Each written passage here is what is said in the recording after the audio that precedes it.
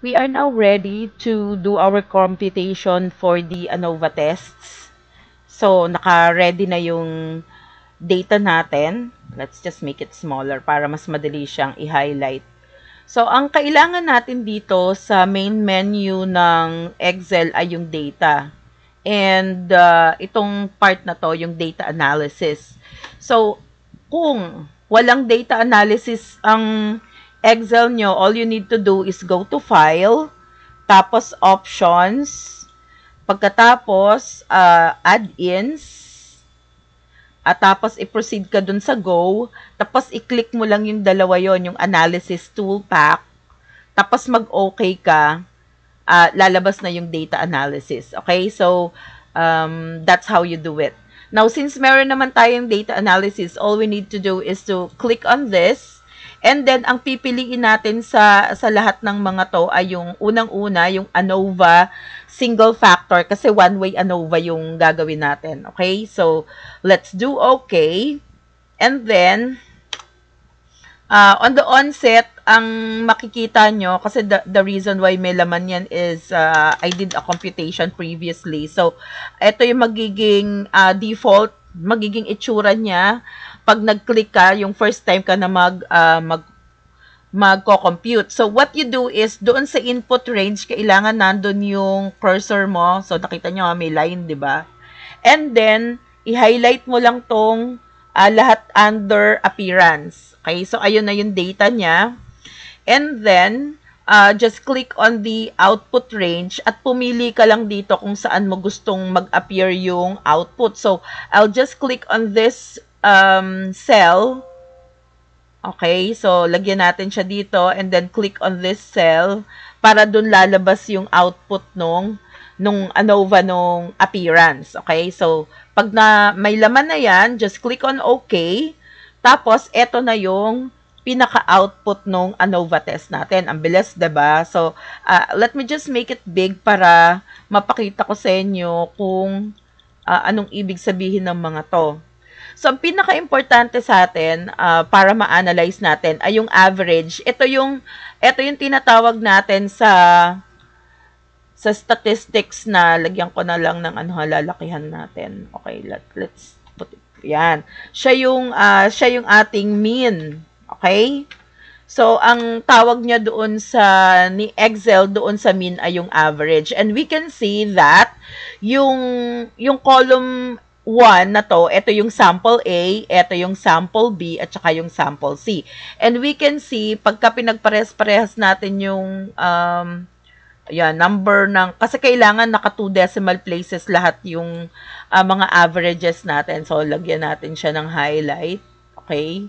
And we can clearly see na iba-iba yung value ng mga averages nung sample A, sample B, at saka sample C. So, let's do a, lagyan lang natin siya ng para maintindihan nyo kung paano mag-analyze. So, lagyan ko lang siya ng kulay. Yon, para makita nyo na ito yung mga samples. Kasi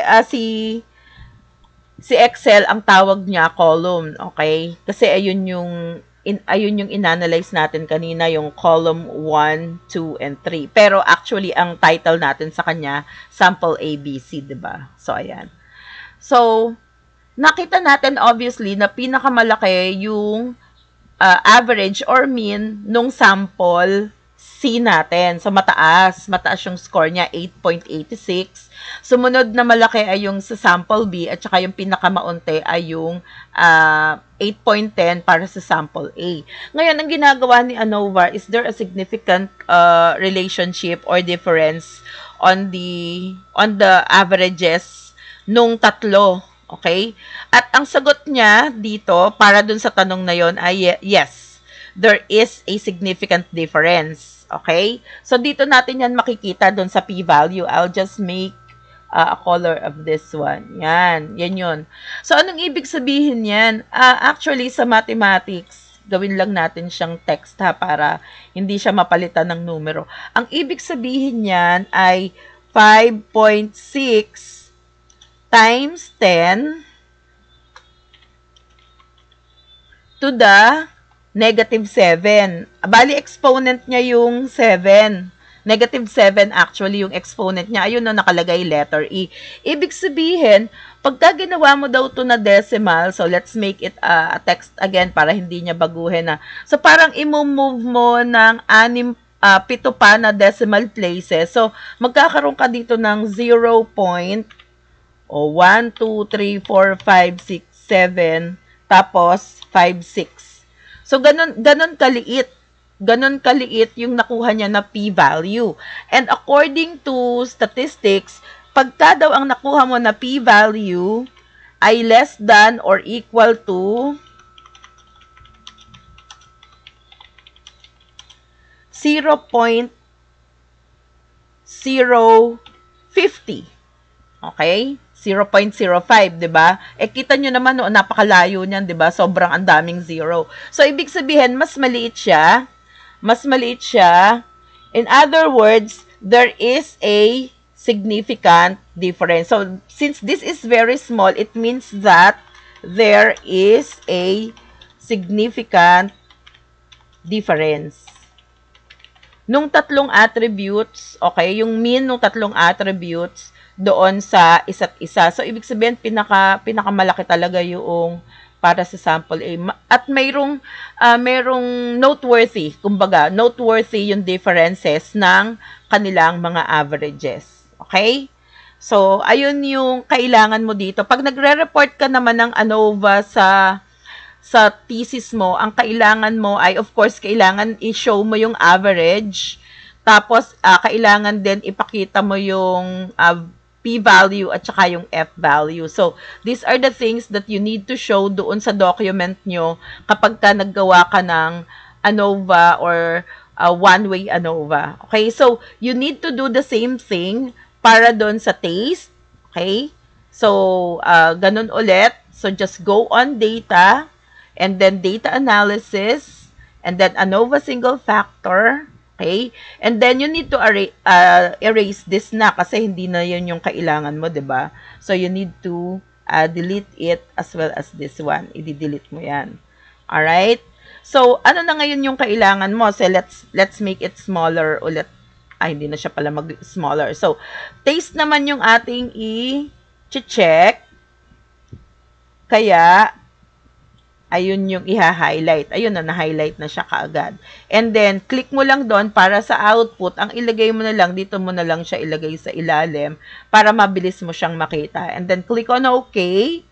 And then, you just inspect kung kumusta naman. O, diba? Mas maliit. O, see?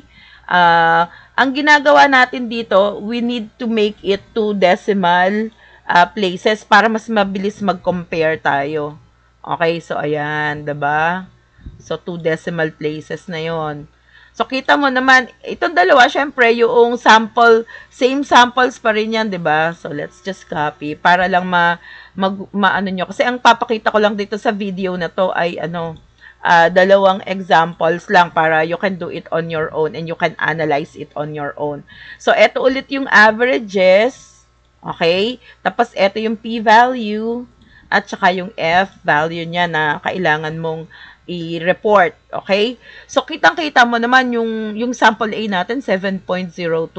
Tapos, yung 8.20, pareho yung B and C. So, there's no significant difference. Kita mo naman, obviously, there's no significant difference between B and C kasi pareho yung score nila. Pero, napakalaki ng diferensya ng score nila compared sa A pagdating doon sa variable na taste. So, in other words, hindi nila gusto yung yung sample A na taste. Pero yung sample B at saka sample C, medyo pantay yung scoring ng mga respondents doon sa sample B at C in terms of taste. Okay? Pero dito sa una nating kinompute, since this is about appearance, mas pinakagusto nila yung appearance ng sample C. Okay? So, ngayon ang tanong, meron ba? Of course, there is, di ba? Sabi nga natin, look, ang exponent niya na 22. So, kung ito nga 7 na 0 yung nakapagitan, edi lalo na to 22 yung 0, di ba? So, there is a significant difference in score. In other words, ito nga yun, yung B at C, sobrang significant yung difference ng score nila doon sa sample A. Okay, so in other words, mas okay pa yung okay pa yung taste nung B at C. Mas gusto nila compared dun sa sample A. That's how you're going to um that's how you're going to interpret it pagka naggagawa ka na nung chapter 4 mo, which is about results and discussion ng mga numbers na to. Hindi lang importante kasi yung yung mga numero. Importante ipaliwanag mo what is the meaning of these numbers, okay? In terms dun sa ginawa mong product. So that's how you do it, okay? So thank you very much for watching the video and good luck doon sa inyong thesis.